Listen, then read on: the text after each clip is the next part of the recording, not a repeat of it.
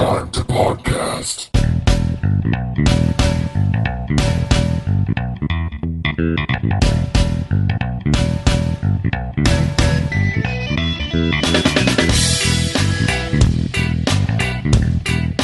What is up, everyone? Welcome into the Hypertime to podcast.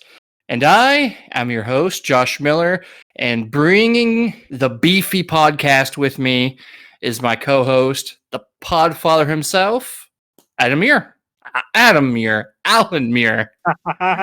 Oh my God, this is going to be a great episode already. I mean, there was a guy who used to work at G4 named Joel Gordine, and I became friends with him via MySpace, like in 2007, and he thought my name was Adam, like ADM, because that was just my profile name. So that's the first thing I thought of. So yeah, usually I get mistaken for a Jeremy, which I'm not really sure since there's a J, and that's about the only similarity there. But it's either that or people ask me if I'm in a band. Like, I got my first year of college, I just got every time someone would like interact with me, like, hey, are you in a band? You look like you're in a band. Like, no. Well, I almost want to keep calling you Adam now, just keep the gag going. But yeah, Alan, how are you feeling about today's episode? Oh, I forgot how good this book is. Yeah, it's been a long time since I've read it. I'm glad you wanted to talk about it again because it's really good. In my opinion, it's probably up there as one of the best, at least one of the best DC books. It's one of the best Hal Jordan stories ever. Mm-hmm. Yeah, or can be considered the Hal Jordan story. It's definitely my favorite. I'm not really a Hal Jordan guy, but this is a good one. This is a good one with him. So yeah, this is going to be a big episode based on a two-parter. Yeah, it's so big we needed 2 parts in it. Based on the notes, I think it's about 7 pages longer than my longest one, I think, so far. It's clocking in at 17 pages. A lot of it is the story itself. Yeah. But there's plenty to talk about with this, so felt it would be best to split it into 2. So, Alan, is there anything about this book that you want to mention before we get into the thick of it? Yeah, I have something to say. I have a comment. Darwyn Cooke was not a part of Comicsgate, you motherfuckers. Wait, what? Okay, so you've heard of Comicsgate, and like unfortunately, Ethan Van Sciver's where he is now. They tried to pull his Darwyn Cooke's name into the mud, saying that he was Comicsgate before Comicsgate, and Darwyn's widow just she tore into them. Yeah, based on everything I've heard about Darwyn, that is about as far from the truth as it could possibly be. I don't know where the hell that would come from.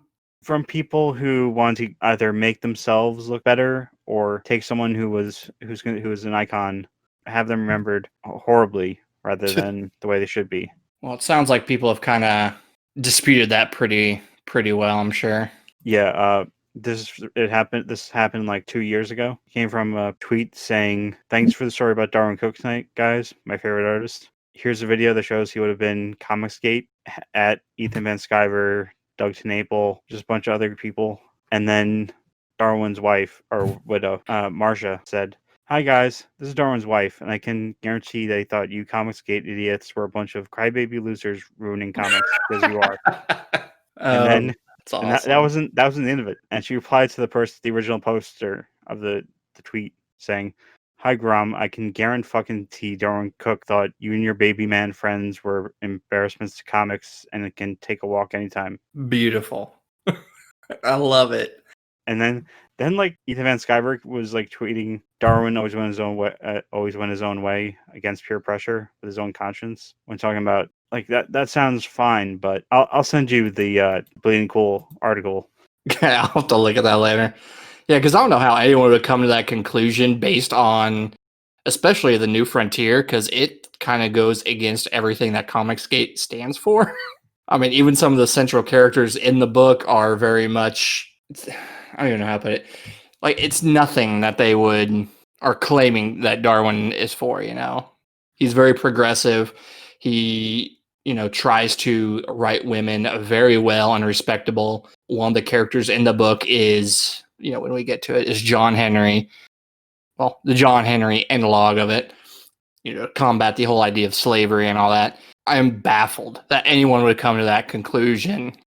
Darwyn would be pro Comicsgate at all. Yeah, like anyone who read the beginning part, Wonder Woman, Mm-hmm. like in her little arc with Korea, Yep. like if Ethan Van Sciver was doing this story, it'd be the other way around. Let's move on. I don't want Yeah. this is gonna end up with me yelling for 2 hours. Yeah, we'll move on. So I'm going to start out saying that Darwyn Cooke, man, that dude is an amazing illustrator. He has a look that just bleeds like classic. I don't know if retro is the word I want to use, but he has this ability to really bring about this classic, like golden age appearance in this very, for lack of a better word, beautiful, just it's gorgeous art. The way it's colored, the bold lines, just everything about it is glorious. And Sorry to cut you. you're good. Cut off. Did you ever hear of the artist Mike Parabek? Uh-huh. Yeah, I think you were talking about him on the JSA episode. Yeah, like his art style was eerily similar to Darwyn Cooke's, Mm-hmm. and it was because of that style, the style they had. It was, according to Darwyn Cooke, it was very hard to get into comics with as an artist with that look, and it's one of those things where you're looking at it now as opposed to then, makes you think this doesn't make sense. Why would there be prejudice against this?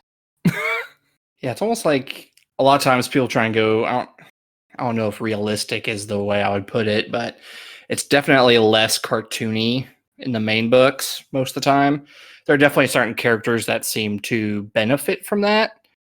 But oftentimes, if you see it, it's, how big can you get the muscles? How chiseled can you make their facial features and all this? But Yeah, Darwyn Cooke's style kept it commendable. I'm not trying to drag someone's name through the mud, but Ed McGuinness's Superman is like the opposite end of that spectrum, where it's to a point where he shouldn't even be looking like that. Like it's over realistic. like muscles on top of muscles. And Yeah. yeah, there's just like a simplicity in the art of Darwyn Cooke that makes everything stand out in a way, it's not bogged down by lines just everywhere on a character. Like, God, I wish I was an artist to use the right terms, but like, was it cross hatching and stuff? How people will do that on faces and to make them look more shadowed and everything. And Darwyn is just more, everything just pops. It has this very retro, if everything had those, God, I really wish I was an artist here. Or those like pop art dot. Oh, so, like the Kirby stuff. Yeah, like I'm trying to think. The Ben Day process, I think, like Andy Warhol and all that. If you put that like on his art, it would look like it fits perfectly. And his is just much more clean, simple. I love it. And it fits this book so well. And I couldn't imagine anyone else doing this book. Yeah, and we're eventually going to get to it, but when we get to the animated adaptation, it's just so seamless. Like, it feels like you're literally watching the comic come to life. Mm-hmm. Yeah, they did a great job bringing that over into animation. Last time I read this was, I want to say, 4 or 5 years ago, and I'd recently seen the movie adaptation or the film adaptation, and yeah, they got this completely right, or they completely got it right. Yeah, we'll get more into the animated feature in the next episode when we start comparing it and some additional details on it. So before we get there, let's go ahead and talk about how this book came to be.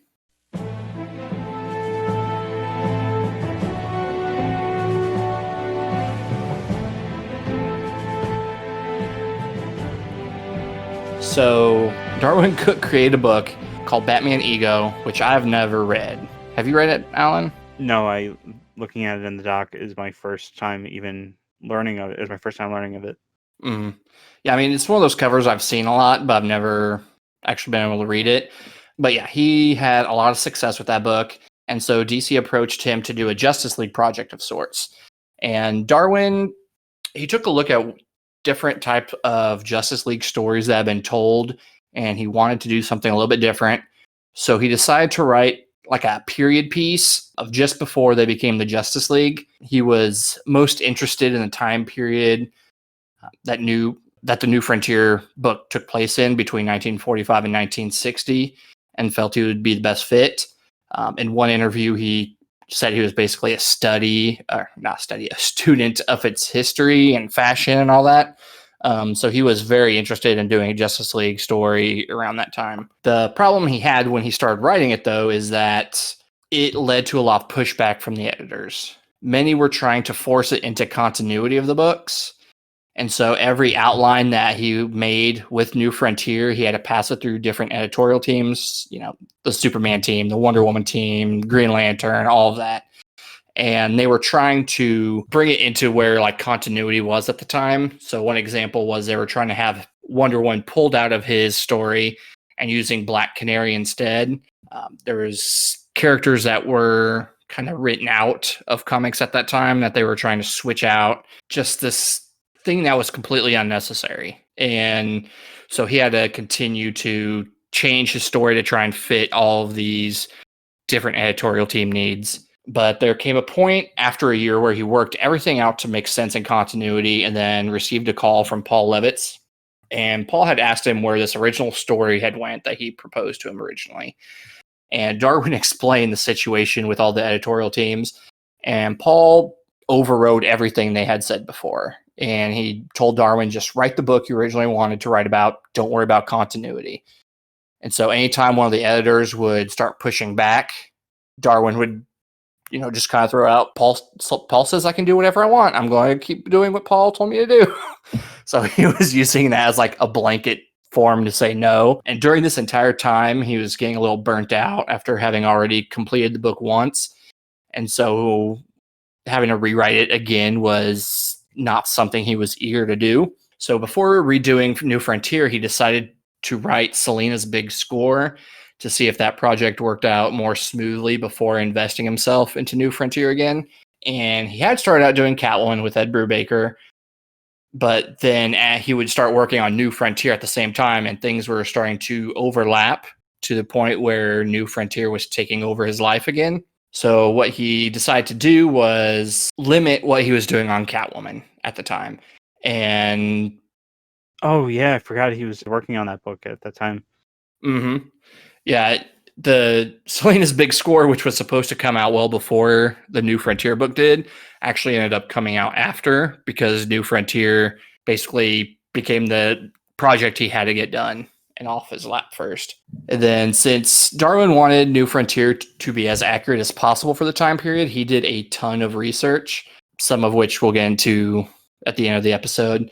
Not only was he doing research on, structures of planes, but he also researched DC characters and tried to introduce them in New Frontier about the same time that they were originally published in the real world. And this is why, as the Golden Age dies and the Silver Age comes about, he started focusing on those more Silver Age central characters such as Flash and Green Lantern, although he did debate about having the Challengers of the Unknown as bigger focus due to them being the first real big hit of the Silver Age. Yeah, that is true. The Challengers of the Unknown are kind of forgotten about these days. Challengers are one of those books that I wish would receive more acclaim than what it does.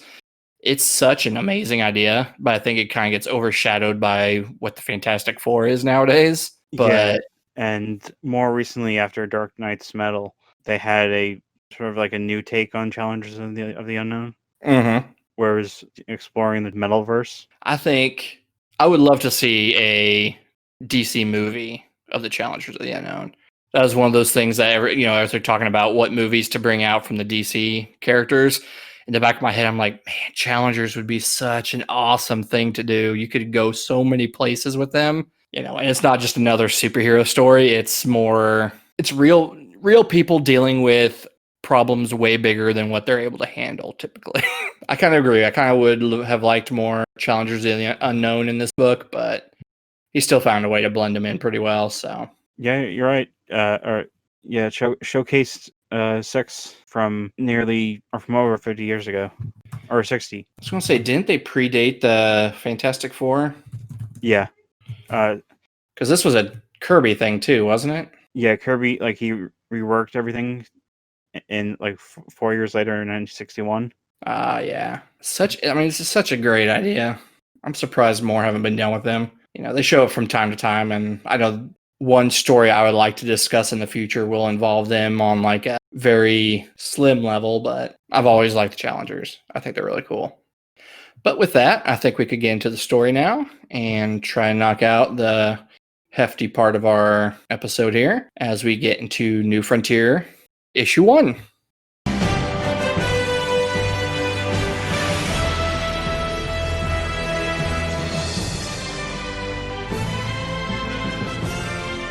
So, Alan, would you like to take any of this, or would you like me just to kind of... I can't read right now. Okay, I can do that.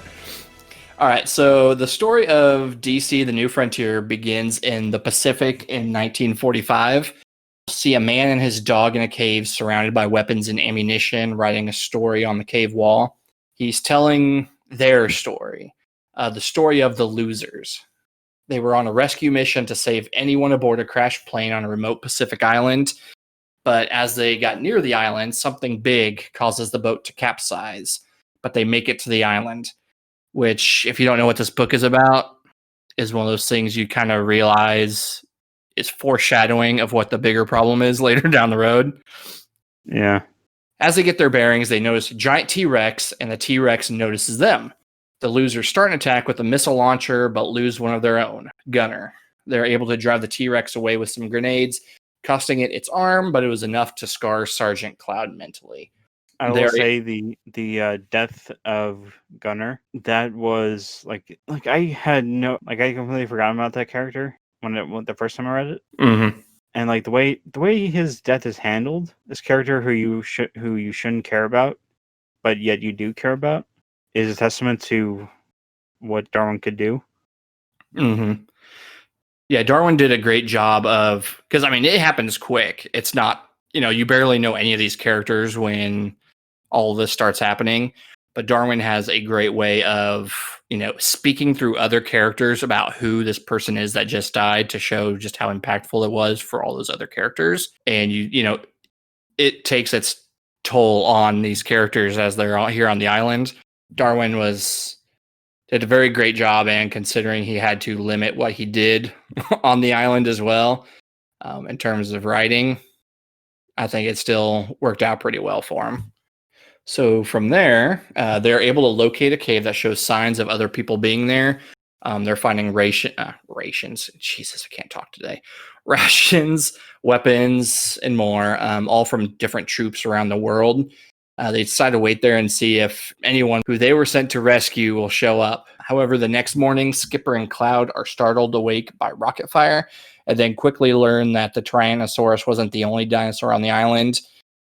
It's this kind of beautiful scene where they look outside the cave and you see, pterodactyls and everything in the distance.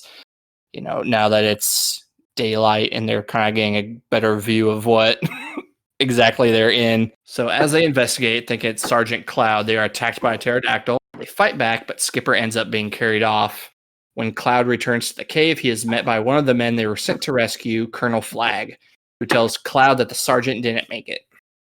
Flagg's crew didn't make it either, but he has the papers that were important to the mission, so they decide to make their escape. When they find their lifeboat, Cloud decides he will force Flagg to leave the island and complete his mission.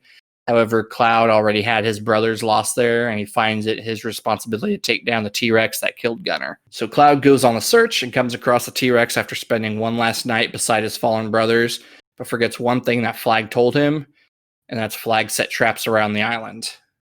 One giant blast later, Cloud is looking worse for wear, and his dog companion dies. Cloud stands up, pulls the pins on the grenades he has, and leaps off the cliff into the open mouth of the T-Rex. And that's the end of the losers. So the next few pages kind of bring the reader up to speed about what's going on in the rest of the world. After World War I, people thought superheroes weren't necessary despite many problems happening in society, from racism, free speech violations, basically everything we're still dealing with today. The Spear of Destiny was held by the Nazis, which kept heroes at bay, leaving Okay. World War. Oh, sorry, what was I, that? I will say I do like how that, as cheesy as it sounds, like invoking the Spear of Destiny. Uh-huh. It is a good way to cover why I think it was, I forget which magazine it was, but during World War II they had Superman, or they had Jerry Siegel and Joe Shuster. They had them. It was Look magazine. They had basically a thing called "How Superman Would End the War." It is about, he basically flies to Germany, gets Hitler, goes to Japan, gets Hirohito, and just the quickest thing. And it's one of those things where, like in Captain America, he punches Hitler, and it just didn't feel like, something didn't feel right. I'm talking about way in the like all the way back in the 40s, like when the war was still happening. Mm-hmm. Like Superman could stop the war, but what happens next day in the real world? And it's just having something that could directly say, like, this is the reason that Batman and Robin encourage people to buy war bonds, how Superman would encourage people to recycle so more munitions could get created. It's a great way of being respectful of the people who fought overseas. Yeah, you kind of forget, like, with all these heroes that would have been running around at the time, that there's no good reason, outside of something like the Spear of Destiny, why any of this would continue to happen, since heroes could pretty quickly put an end to any and all wars. So having, something like the Spear of Destiny as kind of this easy way to keep that from being resolved so easily is a pretty good way to do it. While also not being like, oh, hey, thanks all the soldiers. Really, it was the superheroes who did all the work. You were all the ones who died, but, we're going to reward all these superheroes with the fame and popularity and all that. Yeah, like, I don't know if you watch The Boys. Not yet. I want to. The current season has like Homelander and basically the Superman, Wonder Woman Mm-hmm. esque characters, has them in Iraq. Not even doing any like stopping the war, but just like doing like motivational stuff. Like there's a point where even superheroes can't save everything. Yeah. Or they can't end everything.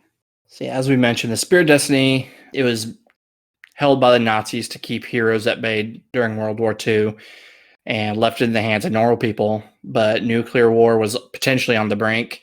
Superheroes in the US were deemed vigilantes and needed to either unmask or retire, resulting in the end of the golden age of superheroes. JSA retired. Spectre didn't care. Captain Marvel disappeared. Spectre, in the panel, it says he wasn't of this earth, or he wasn't tied to Earth. And then with Captain Marvel, I keep forgetting what it was, something like he stayed patriotic and like kept his head down. Again, I'm gonna bring up the animated movie. Like, it does a great job of like showcasing JSA retiring. You just see them going to the right, and then in the film you see them just fading out.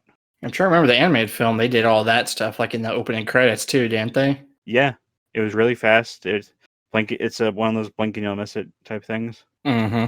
Yeah, so outside of the JSA and all them, Batman was someone who government tried to stop him. They failed, but they were trying. And our man didn't give up. Nope. And I love the panel where our man jumping across rooftops. Mm-hmm. And the cops are trying to follow suit. And like you'll see one make it, one just holding on, then one just falls like in between, most likely dying. Yeah, the government at the time really wasn't trying to deal with any of that. Wonder Woman and Superman joined them to try and help the government enforce all this foreign policy covertly.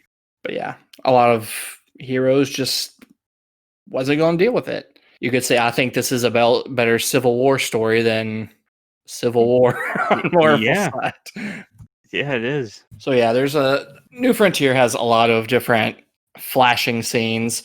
Right after they kind of explain what happened after World War One, they moved to us seeing a young Hal Jordan looking for his hero in a bar. They mentioned that Hal's dad used to fly with him and gets the man to sign a model airplane. Not just any man, Chuck Yeager.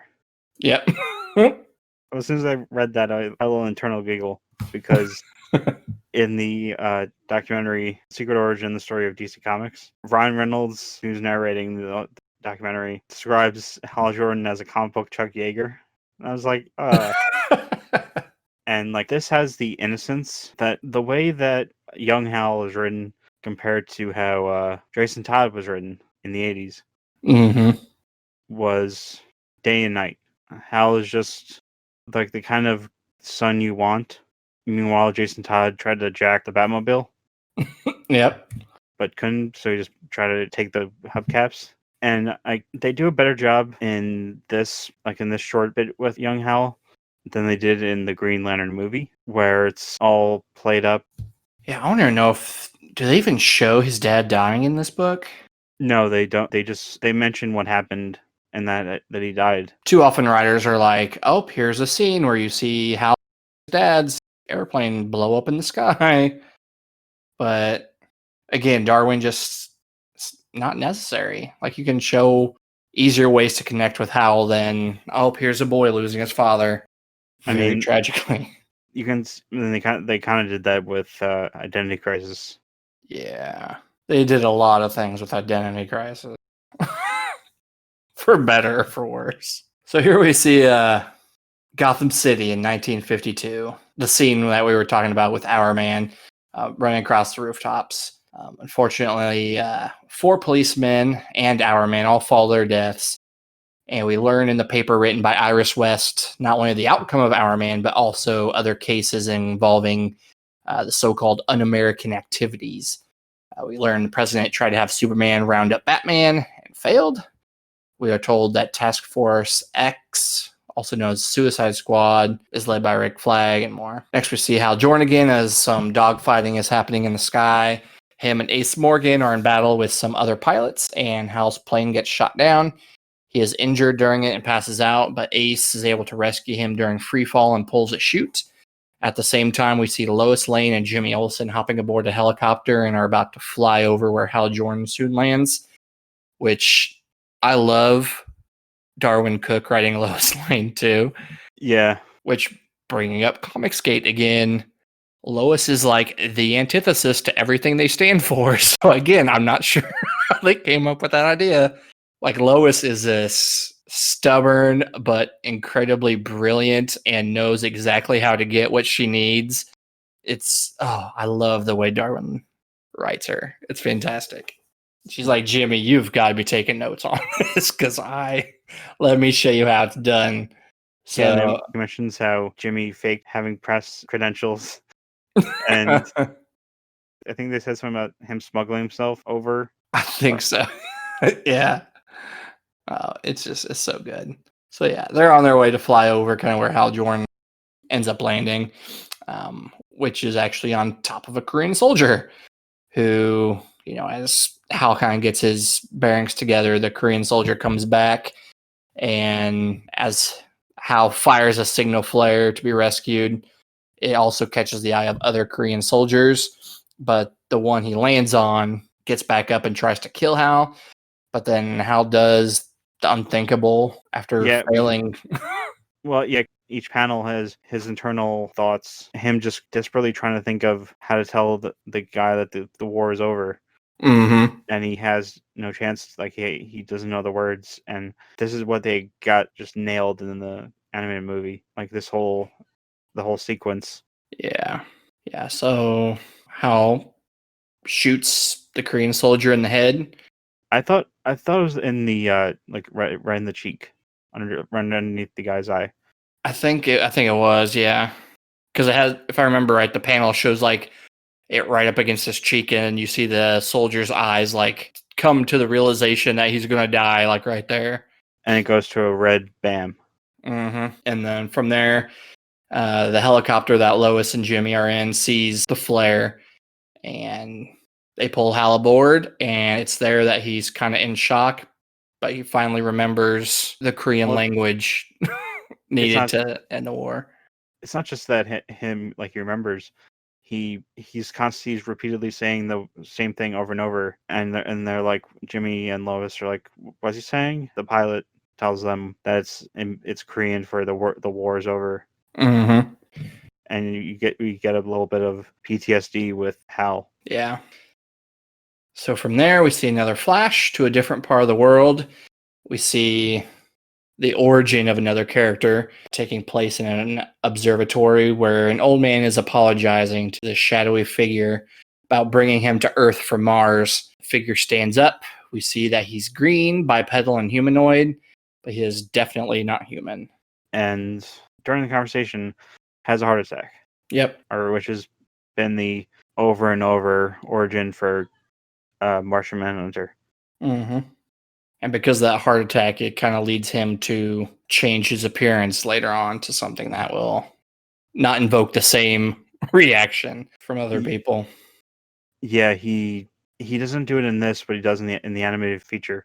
If I recall correctly, he takes the form of the scientist as a way just to get out of there without getting killed. Do you want me to take this part? Sure. So another flash this time to Indochina, where Superman discovers a destroyed village with dead men. He hears some celebration and investigates to find Wonder Woman surrounded by other women. Superman came in search of Wonder Woman, who went AWOL 2 weeks prior.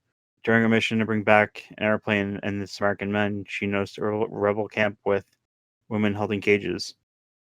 Wonder Woman gave back control of the camp to the women and disarmed the men.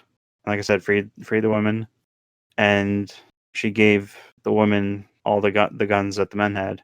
She gave them a choice, and they ended up gunning down the men who had killed their families and raped them. Yeah, this is easily one of my favorite scenes in the entire book. Yeah, because it's something we had not seen that much like to begin with. It's how Wonder Woman should be written.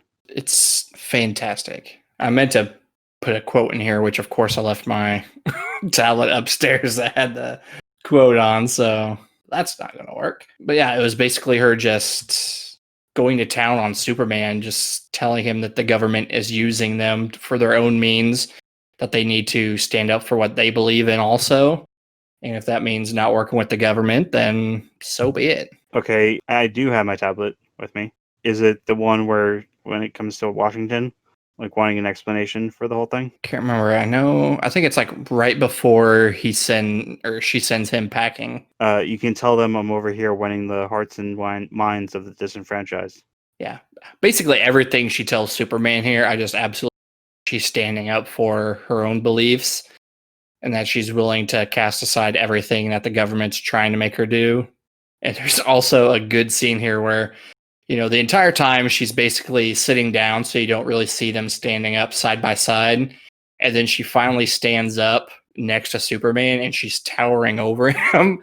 And it's such a great scene to show, like, oh yeah, she's an Amazon who are typically well-built women who are warriors and are not as small and petite as they're often shown in the comics and stuff. So from there, we see Gotham City again. This time in 1955, Darwyn has no problem just kicking ahead a few years every once in a while. We see the Martian watching TV. Again, another scene I love from this book. So I think I found the quote. This is civil war. I've given them their freedom and a chance for justice. And she points a finger at Superman, the American way. And Superman has his Golden Age outfit, like right at the time of Truth, Justice, the American Way. It's such a good scene. It's pulled off very well in the animated movie as well. So yeah, we see the Martian watching TV. His intake of various programs leads him to his moral stance of good versus evil, specifically detective shows. And he decides to take up the persona of John Jones, police detective. Prior to this, he took the form of Bugs Bunny, which I liked. And then we see kind of the next few years, all is a Flash. Speaking of Flash, we see Barry Allen being hit by lightning. We see Russia taking to the stars and Eisenhower pledging to fight communism and beat the Russians in their space effort. And then we see John Jones again in 1957 in Gotham City. He is on a case with Slam Bradley to find a missing child. Slam Bradley, who we mentioned on the first episode, Action Comics #1. Yeah, when we were recording episode 1 is when I was starting to read but for this episode. Oh, I knocked it. I knocked out the entire portion I was supposed to read today. And I think it's like originally I didn't like. I would just read issue by issue, Mm-hmm. but as I was getting into it, I was like, I want to keep going, and I just felt a little mad that I had to stop. So yeah, it's here that we notice that John gets these hunches that are almost always correct. So one of his hunches leads them to a church where they bust in, but they're not the first ones there as they catch the Batman fighting some cultists. However, as the place catches on fire, John becomes immobile, kind of struck with fear from the fire, which, as we find out later on, Batman takes note of. Despite his incapacitation at the sight of fire, the child is saved by Batman, who's terrified of him. The iconic panels where the child goes to slam, where in the movie it's John who the little boy runs to, which is a little commentary there where he unknowingly runs to the Martian rather than the human. Mm-hmm. Yeah, also sets the scene for Batman realizing that if he wants to help everybody, he needs to also have a appearance that isn't going to frighten some of the people he's trying to save, and that gets changed later on in the book as well. So yeah, as John locates a book and takes it home with him, there is an ominous threat of the center being spoken by a cult leader, which is not the first time we will hear of the center, but this is kind of the first real showing of this future threat that kind of tie everything together and be the end game of New Frontier. And so we see chapter 5 beginning with a boxing match between Ted Wildcat Grant and a man 12 years younger than him by the name of Cassius Clay in Las Vegas. Various familiar faces are in the crowd, such as Bruce Wayne, Dinah Lance, Ollie Queen, Lois Lane, many more.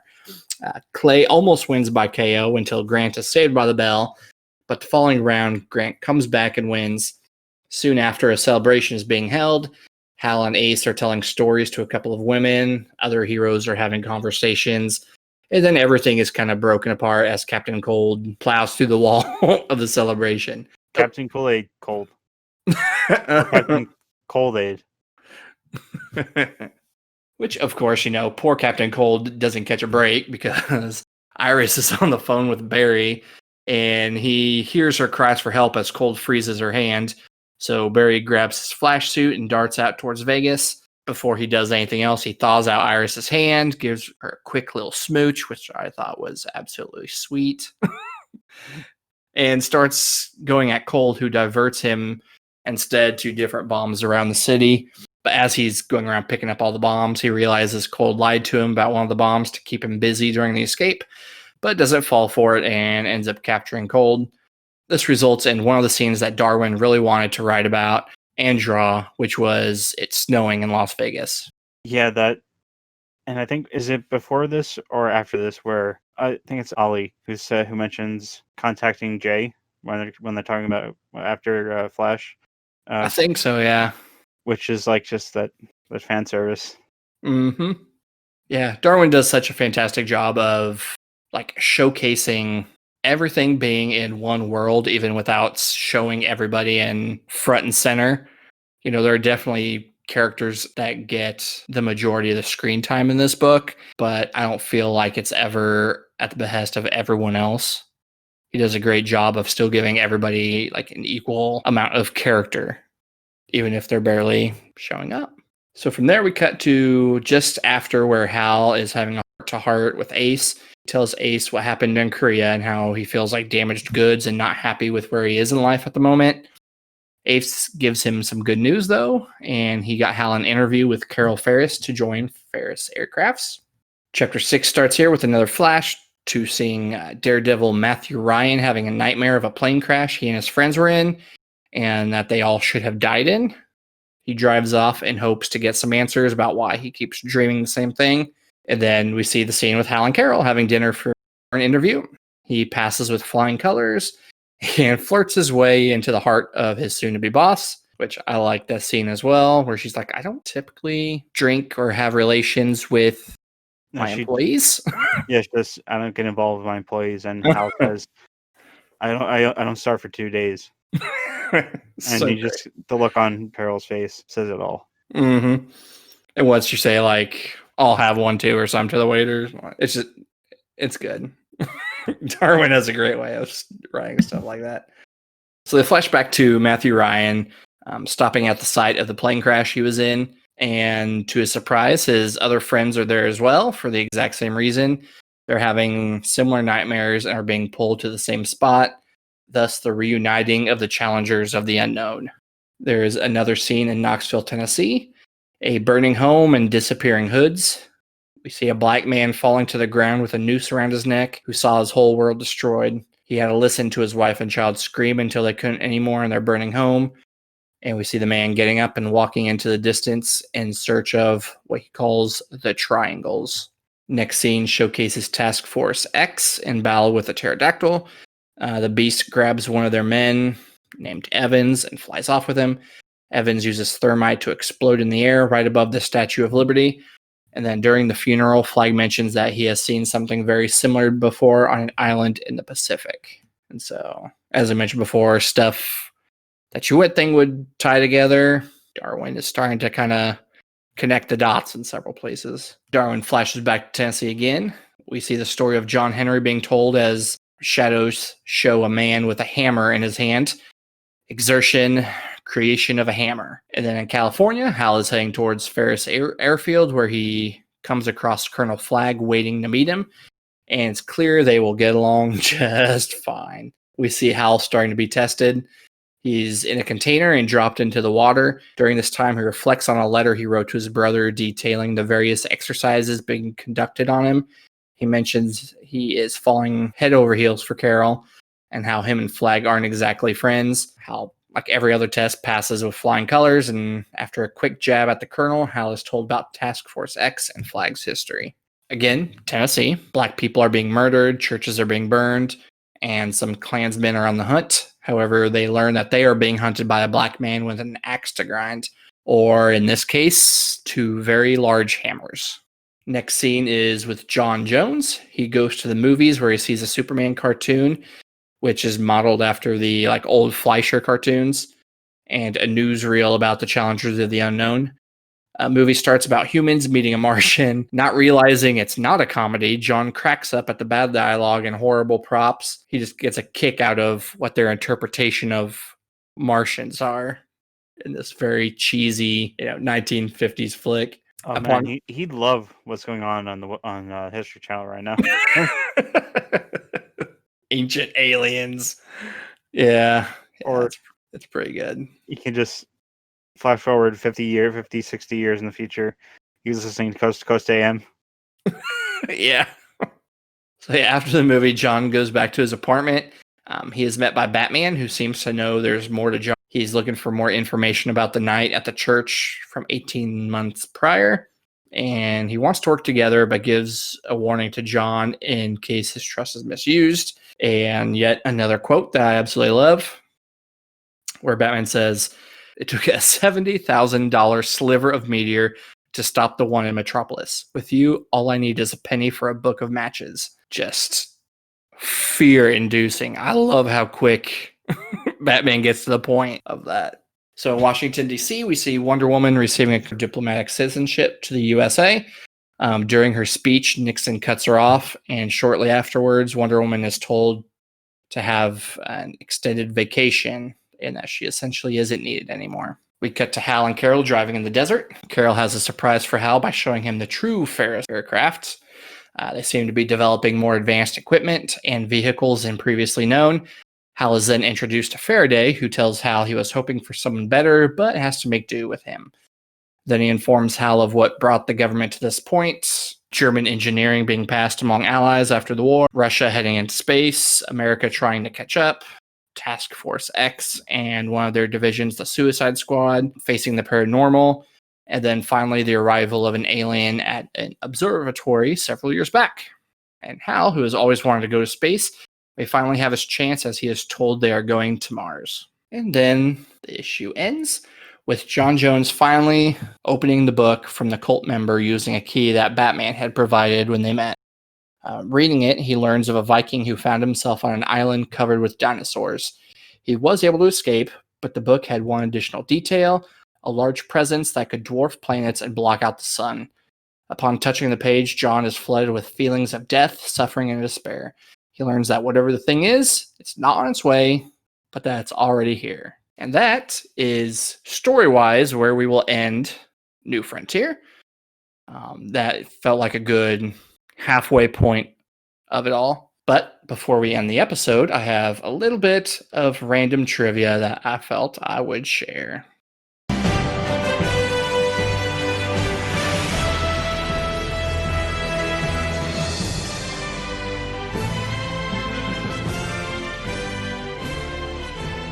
Darwyn came up with New Frontier based on a few books that he had read.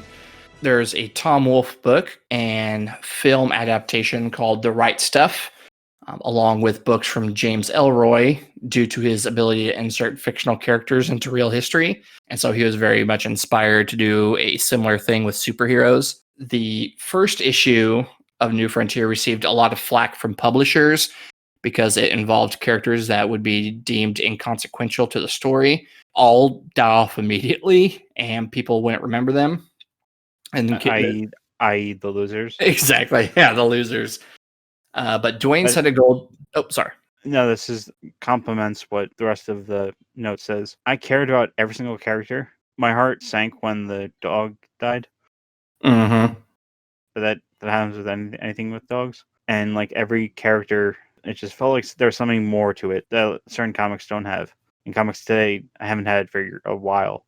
So too often when characters die, it feels like it's more, I don't know, like there's not anything special with it, really. It never feels like it's part of a bigger picture or anything. It's just, we needed something to happen to boost the ratings. Yeah. And there's a reason that people say that they don't trust when a character dies because they always expect them to come back. Whereas with this book, there's not going to be a New Frontier #2.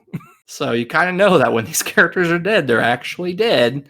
And when it comes to making you care about characters, I'm going to make a Star Wars reference to the Clone Wars. Dave Filoni and everyone, like all the writers, took a faceless army, fleshed them out into characters that elicit emotional responses, such as, like with characters such as Domino Squad. I'm in a Star Wars group on Facebook called the Non-Toxic Star Wars fandom, I think it's called. Which is such a thing possible? Yeah, actually, yeah. It's not that bad. And like one of the questions was one of the questions that was posted was, who's your favorite clone and why? And I just simply posted a GIF of Fives. Anyone who's watched Clone Wars will get what I'm trying to say. Is that what they did? When did New Frontier come out originally? 2004, I think it is.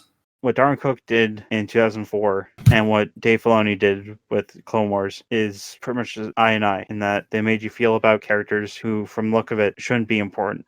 And when the certain characters met their demise, and that who were going to anyway, you were still like punched in the gut. Yeah, for Dwayne, when he was getting a lot of pushback from people about including the losers in his book. Darwyn. What did I say? Dwayne.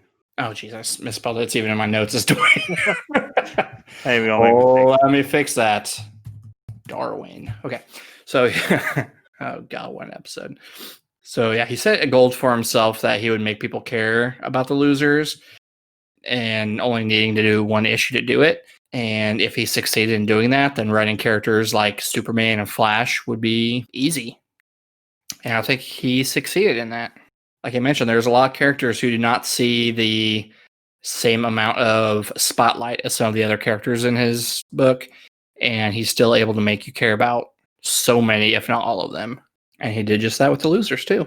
Yeah, like when it comes to Hal Jordan, technically he, unlike a lot of the characters, or a lot of the characters in the story that are crucial to the story, either don't have a book or has a book that is meandering right now. Mm-hmm.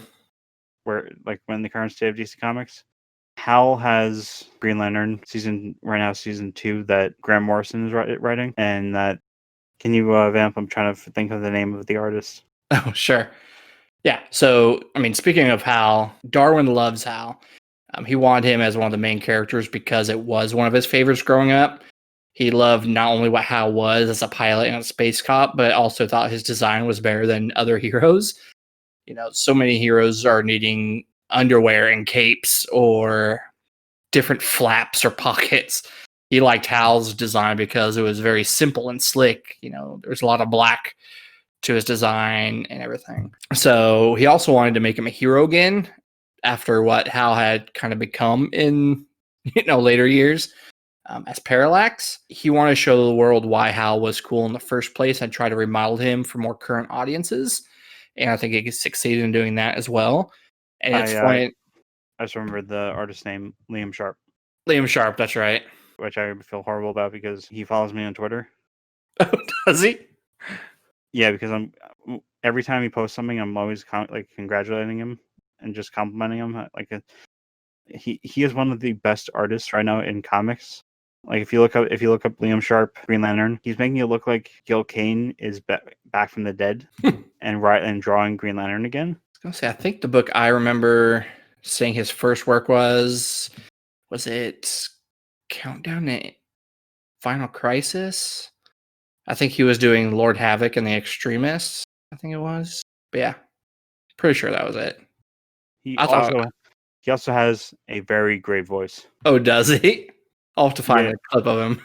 Yeah, his introduction during WonderCon in 2016, like when they announced Rebirth, was just some really he's British too, so he has that accent. So while you talk trivia, I'll try to find a good clip. Okay. So yeah, speaking of different artists, there is one artist that Darwyn would speak with when it came to getting the realism of New Frontier as close as possible, specifically when it came to fighter pilots. This artist / writer, you may recognize him from Mad Men. Mike Allred, does that ring a bell? Oh yeah, Mike Allred. He's always doing something that's really good. Mm-hmm. iZombie. Have you ever read the run that he did with Dan Slott on Silver Surfer? I did not know. That is hands down you're getting your bang for your buck with all the ideas that are being thrown out. There's an issue where it had to do with imagination, fictional characters coming to life, and the chaos that would ensue. But it's Marvel, so the fictional characters coming to life, I think that, if I recall correctly, they had to scale it down. Because you can't just have Harry Potter running around, or you can do Sherlock Holmes. I'll check it out. It's one of those things where I see his covers and I love his artwork. And didn't he do Fantastic Four with, was it Fraction? Or did he just do the covers of that? I think he did the covers. Yeah. Anyways, Michael Allred, Darwyn had spoken with him because this is something I didn't know at the time. Is that he is an Air Force veteran who was previously stationed in Germany. So Darwyn went to him for a lot of the stuff that involved fighter pilots. So I thought that was pretty cool. And then lastly, oh boy, this one. Yeah, saving the best for last. Yeah. So DC had problems with Darwyn's design of Wonder Woman. As we mentioned before, Darwyn has a very good way of representing Wonder Woman as this, kind of bigger built, tall, strong, defined woman. And DC did not particularly like that. During the period, especially the time this was being done, they were less thrilled with that version of Wonder Woman. According to Darwyn, they would often use the word chunky. Yeah, which she's not. She's not. Not even close to that. They were less thrilled of a Wonder Woman that actually matched the physique of the Greek goddess Amazonian warrior moniker. That, oh my god, I put Dwayne again in the notes. Jesus, Josh, come on. You actually did it again in the same. Oh my god. If I re-listen to this episode and notice myself saying Dwayne in anything in the past, I apologize. I'm going to have to go through the rest of to make sure I catch it for episode 2. When I did the second go around of DualShock show with Javon, I was just constantly getting things wrong left and right. And at a certain point, I just realized this is going to happen. I just can't control it. Yeah, I'm debating whether or not to leave this all in or just trying to edit it out. It's entertaining. It's entertainment. Yeah, at this point, I'm just leaving it in. I'm like, I don't have much energy to fix everything I'm messing up in this episode. So yeah, DC was not happy with what a Wonder Woman should look like, and instead, DC was trying to get her more similar to what Michael Turner's Wonder Woman was looking like at the time. In Darwyn's own words, Wonder Woman was looking like basically a 14-year-old with boobs bigger than her head. And if you've pulled up any of the artwork of what Wonder Woman would look like, it's not exactly a wrong. Okay, so you've been on the Hypertime Twitter account. You've been tweeting out certain panels. You should tweet out as a teaser for this episode the Michael Turner art, I might need to. and just like tweet it out and just say you'll see where this is going, or you'll see the context for this. Yeah, I'm looking at it now. I'm just like, no, I much prefer Darwyn's take on Wonder Woman. Like, don't get me wrong, I like a sexy looking Wonder Woman, but based on what she's supposed to be, that's not who it is.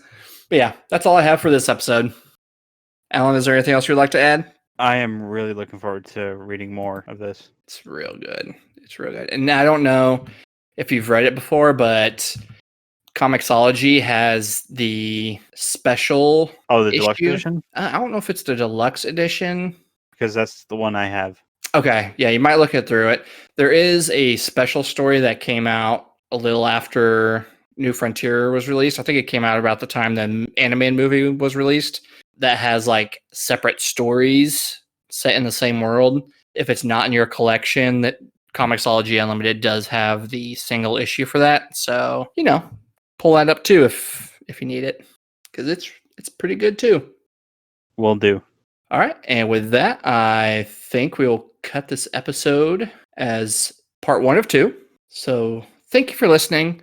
As always, please rate and review wherever you listen to this podcast. Any and all love is appreciated. Please, if there's something we can do to make these episodes better, let us know. Or if you have any suggestions on what you would like us to talk about, we are always open for ideas. You can throw us any of those ideas or comments on our Twitter at HypertimePod, or you can email us at hypertime2podcast@gmail.com. I am on Twitter as well, even though I've been trying to split my time between that and the Hypertime Twitter a little bit more. My personal Twitter is JMILLE99.